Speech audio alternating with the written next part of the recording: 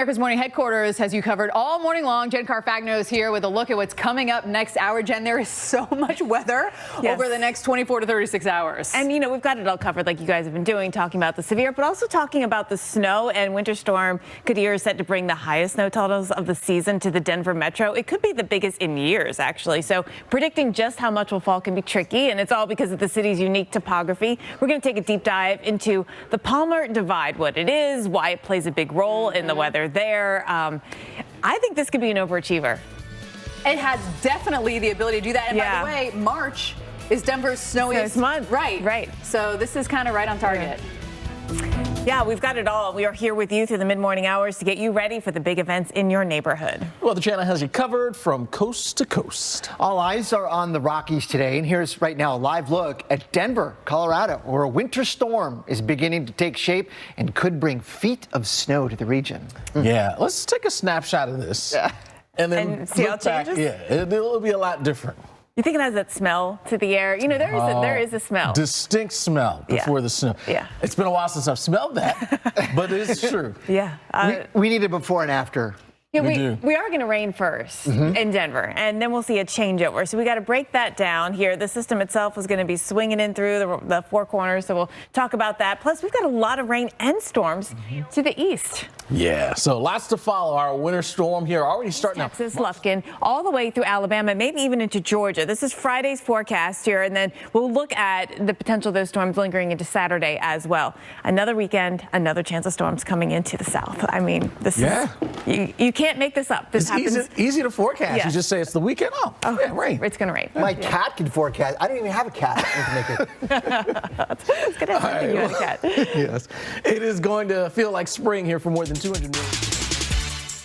Well, it's definitely dry in Amarillo, Texas here. The city sits in an area where there is the threat of extreme fire danger today. Now, just north of Amarillo, the Smokehouse Creek fire, the largest in Texas history, is still burning. They got a lot of containment on it, but it's not completely contained yet. And that fire in itself, actually, and how large it was, over 1 million acres, that has, I think, made the situation even worse and set the stage for where we are today with the first extreme fire risk of the year. This is important to know. If you live in this area, it's important to be safe out there today, especially when it comes to mitigating any fire risk.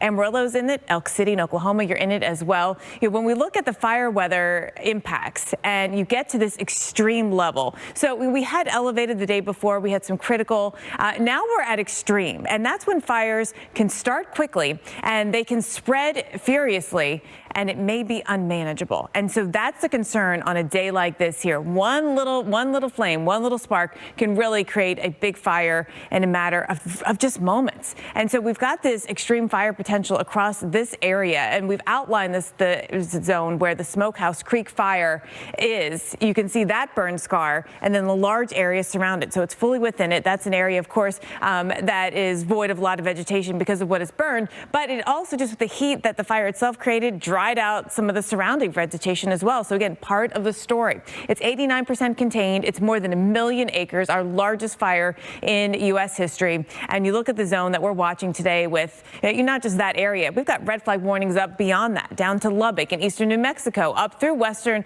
parts of Oklahoma. Relative humidities here this morning certainly haven't recovered as much as you might hope for. And then through the afternoon, they will drop, as they often do. As temperatures go up, dew points don't really change. The air is very dry. We're not going to see that moisture coming in until overnight. You'll get some recovery as temperature comes down. But daytime today is when those hours are critical when it comes to that fire risk. And the winds, very strong and gusty today here. And that will be a big part of the concern. Moving a fire quickly, Alex, if indeed it does spark.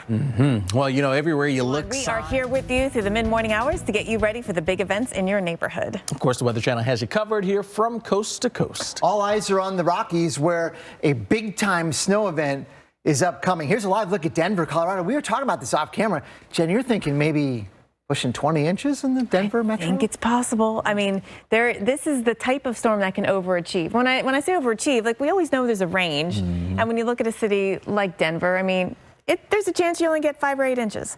But there's a chance you get 20 plus. And, you're most likely to be somewhere in between. But we got to look at the outer edges. Yeah, because it's a real possibility, right? Yeah. Big deal. Yeah, enjoy that sun, the I nice know. looking sky, temps in the 40s. The excitement of the day before a snowstorm. Yeah. I mean, it's excitement and it's like intrepidation because it's going to bring problems. It shall. So be prepared for that. Well, our winter storm's already starting to try to march its way.